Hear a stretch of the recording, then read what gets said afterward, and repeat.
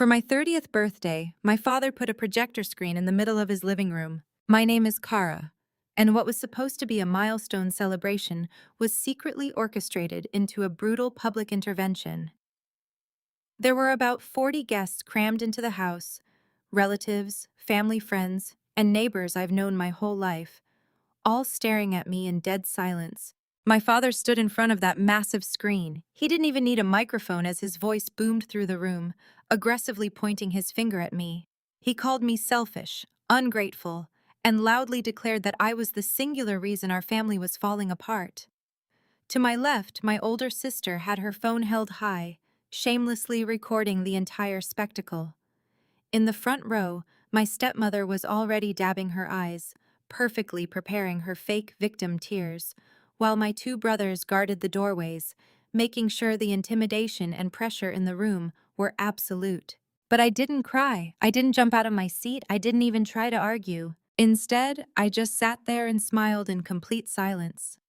They thought they had finally backed me into a corner to publicly humiliate me, but they had no idea I came prepared with undeniable proof. I simply looked at him and said, "Dad, you brought the screen, I brought the truth." In exactly 11 minutes, 6 relationships in that room would end forever. Before I get into my story, please subscribe to the channel if you've ever had your own family turn your kindness into a forced obligation. Also, let me know in the comments what time it is and what city you are watching from, so I know how far my story has traveled. A week and a half before that night, my family was still just a set of bills I kept paying. My name is Kara Mitchell, and I live in Reno, Nevada. While other people my age were traveling or buying homes, my reality looked entirely different. I resided in a cramped, dimly lit one-bedroom apartment on the outskirts of the city. I drove a battered 10-year-old sedan that rattled aggressively whenever I went over 40 miles an hour, and my grocery shopping mostly consisted of bulk rice, beans, and whatever produce happened to be on clearance. I wasn't living this way because of a bad career. On the contrary, I held a very stable, respectable job working as a fraud review specialist at a local credit union. The real reason I lived so frugally was simply because of where my paycheck actually went every single month. Every second Friday, I sat at my scratched kitchen table to distribute my hard-earned salary. A substantial chunk immediately went toward covering a significant portion of my parents' monthly mortgage. Then came their electricity and water bills, which I paid directly through the utility portals. After that, I covered the expensive premium for the family's joint car insurance policy. There were always additional, sudden requests, like the $600 I transferred just last month to cover another supposed emergency for Chelsea. Finally, there was a steady sum that Diane softly requested every few weeks, claiming the cash was absolutely necessary to help pay for Grandma Joanne's ongoing medical supplies. I never questioned any of it. I just logged into my banking app and typed in the numbers. The unfairness in our dynamic was quiet but unmistakable. Whenever there was a Sunday dinner at my parents' house, I would arrive 3 hours early to scrub the kitchen counters, set the large dining table, and cook the heavy roast. I would be sweating over the hot stove when Chelsea would finally stroll through the front door, 45 minutes after the meal was scheduled to start. Raymond would immediately stand up, beaming with pride, praising her just for making the effort to show up. He never offered me the same warmth. In fact, he treated the thousands of dollars I sent him throughout the year as a basic, expected obligation. Diane was always polite, greeting me with a soft smile, but within 5 minutes, she would expertly steer our conversation toward the rising cost of groceries or how tight their household budget was getting. Everything unraveled on a quiet Tuesday evening. I had just finished heating up a bowl of leftover soup when I opened an email from a third-party collection agency. It was a formal, aggressive notice regarding a severely delinquent personal loan of $45,000. I absolutely did not recognize the account. Because I spend my entire professional life investigating financial discrepancies and analyzing stolen identities, I didn't panic or react emotionally. I simply put my spoon down, opened my laptop, and began pulling my comprehensive credit reports. I meticulously traced the origination documents, expecting to find a generic hacker or a compromised data breach. Instead, as I dug deep into the digital footprint of the application, I found a secondary piece of information permanently attached to the file. The recovery contact address and the initial IP log used to secure the fraudulent funds were directly linked to my parents' house. Looking at the screen, I realized this was not a simple system error. 2 evenings later, I went to my parents' house for a box of tax records and left with something I was never meant to hear. I had driven over unannounced to retrieve some old financial documents safely stored in the basement, hoping they would help me piece together exactly how my identity was used for the application. The front door was unlocked, as it usually was in their quiet suburban neighborhood. I stepped inside quietly, intending to just grab the dusty box and leave without disturbing anyone. However, as I walked down the narrow carpeted hallway, the muffled sound of hushed voices coming from the kitchen immediately stopped me in my tracks. I pressed my back against the cold wall, completely holding my breath. Raymond was pacing heavily across the tiled floor. He sounded agitated, but incredibly calculated. He complained bitterly that I was trying to control the entire family with my money, acting as if I were somehow superior just because I paid their basic bills. "We have to put her on the spot in front of everyone," he declared firmly, his voice echoing slightly. "If she tries to cut us off financially after that, she's going to look like a terrible, ungrateful daughter abandoning her parents." Diane didn't try to stop his ruthless planning or defend me. Instead, her voice floated out, soft but laced with anxious complicity.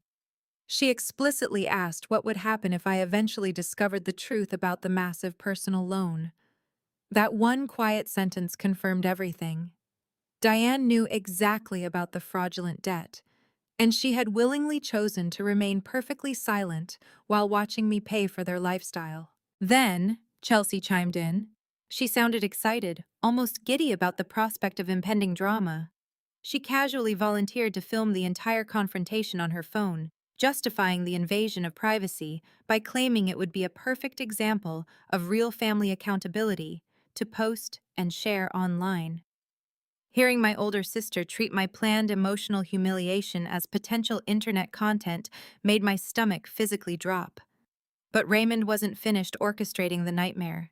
He began listing the specific people he had already invited to my upcoming birthday dinner.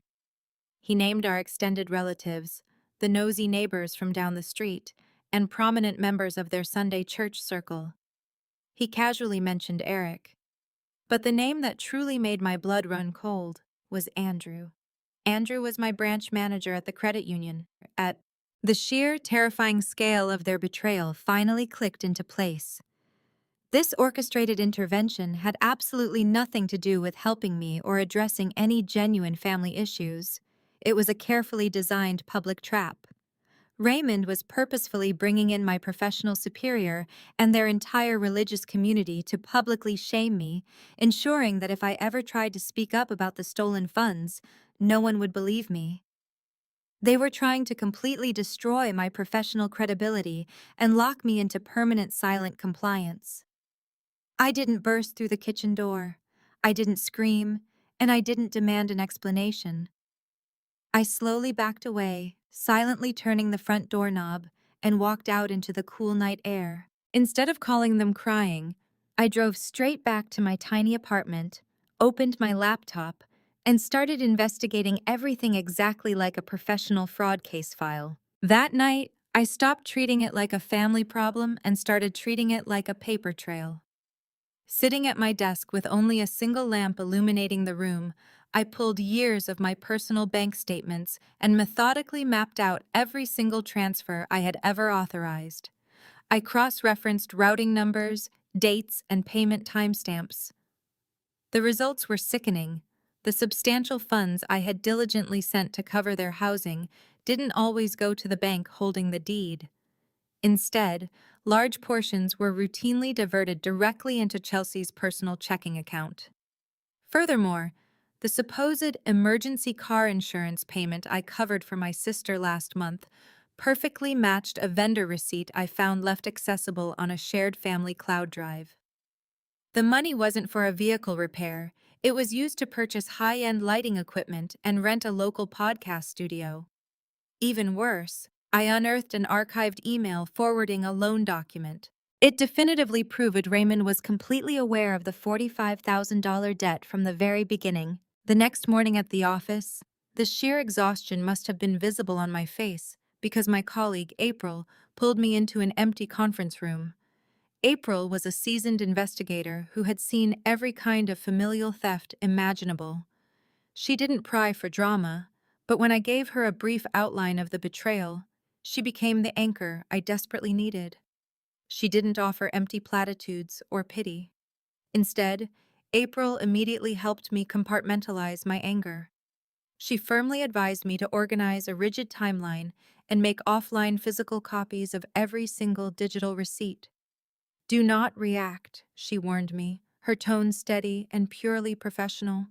Don't say a word, and don't confront anyone until your evidence is absolutely bulletproof. Her level-headed support kept me grounded, preventing me from making an emotional mistake that would have tipped them off. Following her advice, I spent the next few days acting completely normal while secretly gathering undeniable proof.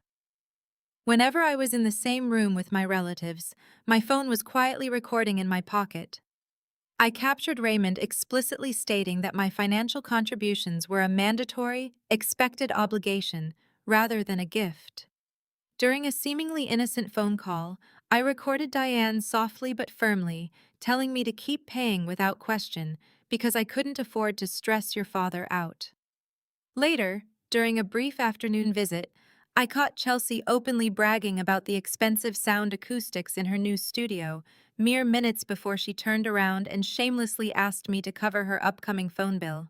My investigation took an even darker turn when I dug deeper into the forwarded email chains. Wedged between spam messages, I found a deeply concerning exchange involving Aunt Vicky. Vicky, who lived out of state, was aggressively inquiring about the rapidly declining balance in a specific savings account, one that belonged entirely to Grandma Joanne. The correspondence showed Diane offering vague, dismissive excuses about fluctuating medical expenses. Knowing exactly what they had done to my credit, a terrible realization washed over me. The steady cash Diane had been requesting from me for medical supplies was a complete cover, and now it looked like they had been actively draining an elderly woman's lifetime savings as well. I couldn't rely on Diane for the truth anymore. Instead of asking my mother for an explanation that would undoubtedly be another lie, I decided to bypass my parents entirely and go straight to the nursing facility to speak with Grandma Joanne face to face. By the weekend, I was sitting across from Grandma Joanne in the assisted living lounge, watching her pretend not to worry. The facility, located just outside of Reno, was clean but sterile, smelling faintly of lemon cleaner, overcooked vegetables, and old paper. Joanne sat upright in her floral armchair near a large window, carefully sipping a cup of chamomile tea. She was meticulously organized, checking her daily medication schedule on a small notepad beside her saucer, while classical music played softly from a tiny radio. Despite her frail physical appearance, her mind was undeniably sharp. She didn't complain about her joint aches or the bland cafeteria food. Instead, she immediately focused her attention on me, reaching out a thin hand to touch my wrist, softly asking if I was eating enough and getting proper sleep. After a few minutes of polite chatter, her demeanor shifted slightly. She hesitated, tracing the rim of her teacup, before gently asking if I was managing my finances okay. She specifically mentioned the generous monthly stipend Diane claimed I had been sending directly to her personal care account to make her stay more comfortable. My stomach tightened into a painful knot. I realized instantly that whatever steady cash my mother had been bleeding from me for essential medical supplies had never reached this facility. Not a single cent. Before I could formulate a safe, reassuring answer, Joanne brought up her late husband's vintage gold pocket watch. It was a beautiful, irreplaceable heirloom that had been in the family for decades. With a sad, knowing smile, she mentioned that Aunt Vicky had recently assured her the watch was currently being kept safe in a secure family deposit box. I knew that was a blatant lie. Based on the panicked email exchange I had intercepted earlier, I strongly suspected they had already pawned or sold the heirloom to secretly cover their spiraling personal debts. But Joanne didn't ask me to start a war or cause a massive family scene. She just looked deeply into my eyes, recognizing the silent anger building inside me. She patted my hand with unexpected strength and offered a piece of advice I would never forget. Don't let them make you feel cruel for telling the truth. Then, she slowly reached into the deep pocket of her knitted cardigan and pulled out a worn, slightly yellowed envelope sealed with brittle tape. She pressed it into my palm, quietly explaining it contained copies of her original asset declarations, old bank routing numbers, and a complete inventory of her valuables from right before she moved into the facility. She didn't know the full, horrifying extent of their betrayal, but she knew enough to give me the exact puzzle pieces I needed to meticulously cross-check their fraudulent transactions. I tucked the envelope safely into my purse. As I walked out of the assisted living center and into the bright Nevada sunlight, my entire perspective shifted. The impending birthday intervention wasn't just about my stolen credit score anymore. It was about pure, malicious exploitation. I drove away with a crystal-clear, burning motive. I was no longer just preparing to defend my professional reputation or clear my name. I was preparing to ruthlessly protect the only person in my family who had ever treated me with genuine, unconditional love. They had crossed a line that could never be uncrossed. On my birthday, the cars outside my parents' house told me this was never supposed to be dinner. Vehicles were parked tightly along both sides of the narrow suburban street, spilling over onto the neighbor's overgrown lawn. When I pushed open the heavy front door, the smell of cheap catering hit me, but there was no dining table set for a celebration. Instead, the familiar living room had been completely rearranged into a bizarre, hostile corporate auditorium. Rows of squeaky metal folding chairs faced a massive projector screen pulled down over the fireplace, with Raymond's sleek silver laptop resting on a wooden podium nearby. The very first slide glowing brightly on the wall read in bold, unforgiving letters, "A Family Conversation with Kara." About 40 people were already seated in suffocating silence: extended relatives, familiar nosy neighbors, longtime family friends, my brother Eric, and sitting rigidly in the back row, Andrew. In the far corner, Chelsea was already holding her phone at eye level.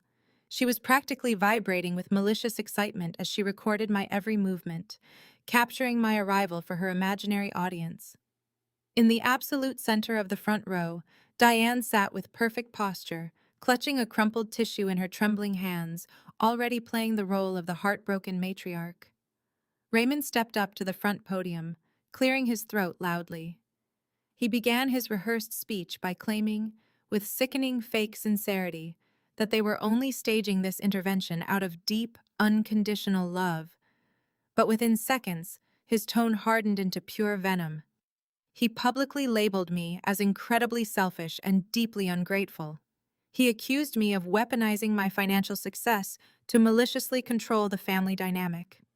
He clicked a plastic remote, and the screen transitioned to bullet points listing my supposed toxic patterns, aggressively twisting minor childhood disagreements and forgotten holiday squabbles to paint me as an unhinged tyrant. I stood silently near the entryway, refusing to interrupt his theatrical performance. I kept my breathing steady and watched the audience's reactions closely. Andrew maintained a blank, carefully neutral expression, clearly observing the unfolding chaos without intervening just yet. However, Eric, who had always been the quietest sibling, shifted uncomfortably in his cold metal chair. His eyes kept darting nervously toward Chelsea, clearly disturbed by how passionately and shamelessly she was filming our public humiliation. When Raymond finally paused to take a long, dramatic breath, fully expecting me to break down in hysterical tears, I calmly stepped forward. I didn't raise my voice, and I didn't show a single ounce of the righteous rage burning fiercely inside my chest. "Can we talk about this privately? Just the family?" I asked, offering them one final, genuine chance to stop the madness. Raymond scoffed loudly, waving his hand dismissively toward the crowded room of spectators.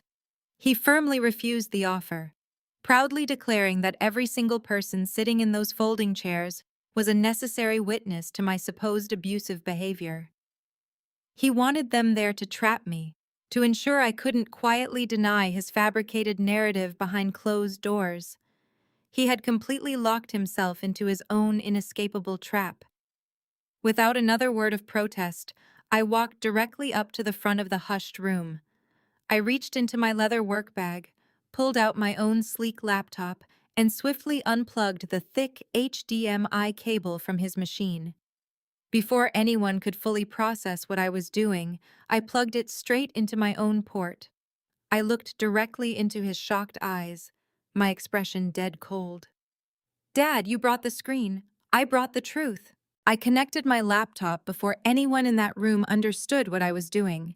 I didn't yell or throw a tantrum. I just turned to face the confused crowd and spoke in a clear, carrying voice that demanded absolute silence. "I just asked to handle this privately," I stated firmly. "Raymond chose to have an audience, so the complete truth will be told in front of the audience." I confidently tapped the spacebar, and the first slide of my own presentation illuminated the room. A scanned, high-resolution copy of the $45,000 personal loan application flashed onto the massive screen. I didn't bother explaining the complex technicalities of financial fraud. I simply used a red laser pointer to highlight the secondary recovery email and the specific IP address permanently linked to the origination file, both explicitly pointing directly to Raymond. Raymond's arrogant, dominant posture instantly crumbled. His face drained of color as he stammered defensively, unable to form a coherent sentence. In the back row, Andrew leaned forward, his eyes narrowing as he read the indisputable banking documents with severe professional seriousness. Before Raymond could invent a pathetic excuse, I advanced to the next slide. An audio clip echoed through the hushed living room. It was Diane's unmistakable, gentle voice from a recorded phone call last week, whispering urgently, "Just keep paying the basic bills, Kara, and please don't ask your father about that large account right now." The collective gasp from the 40 guests was deafening. Diane completely froze, dropping her crumpled victim tissues to the floor. Her facade of the clueless matriarch shattered instantly. In that single moment, our relationship broke completely and publicly. Next, I projected my personal bank statements side by side with Chelsea's digital deposit logs. The massive amounts of cash I had diligently sent to keep a roof over my parents' heads had been methodically funneled directly into my older sister's checking account. Chelsea immediately waved her hands, nervously laughing and claiming it was just a massive misunderstanding. I didn't argue with her. I just clicked the next button, displaying the detailed itemized vendor invoices for her high-end podcast studio, luxury lighting equipment, and targeted social media ads.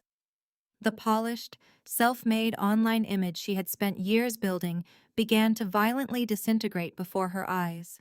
But I wasn't finished exposing Chelsea. The next audio file was a crystal-clear recording of her bragging to a friend during a recent afternoon visit. Her voice sneered through the speakers, casually admitting that her fiancé, Eric, was just a safe choice, who was incredibly easy to control and provided excellent insurance to blindly subsidize her influencer lifestyle. The room went dead silent. Eric didn't scream, and he didn't curse at her. He simply stood up from his folding chair, pale but entirely resolute. He quietly took off his silver engagement ring, placed it gently on the nearest coffee table, and walked away. Their upcoming wedding was officially over. The collateral damage wasn't over. I displayed the forwarded email chain between Diane and Aunt Vicky.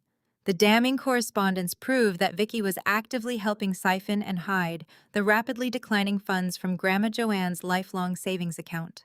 The extended relatives sitting in the audience erupted into furious, accusatory murmurs, aggressively questioning Vicky, who immediately began pointing fingers right back at Diane.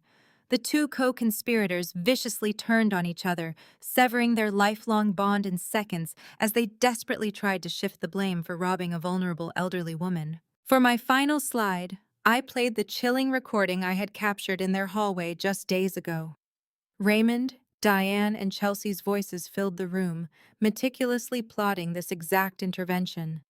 Raymond's recorded voice ruthlessly declared that if I ever cut off the money, they would publicly stage this event to make me look like a horrible, ungrateful daughter abandoning her family. Everyone in the room realized they had been used as pawns in a malicious trap. Humiliated, Chelsea silently lowered her phone, finally turning her camera off.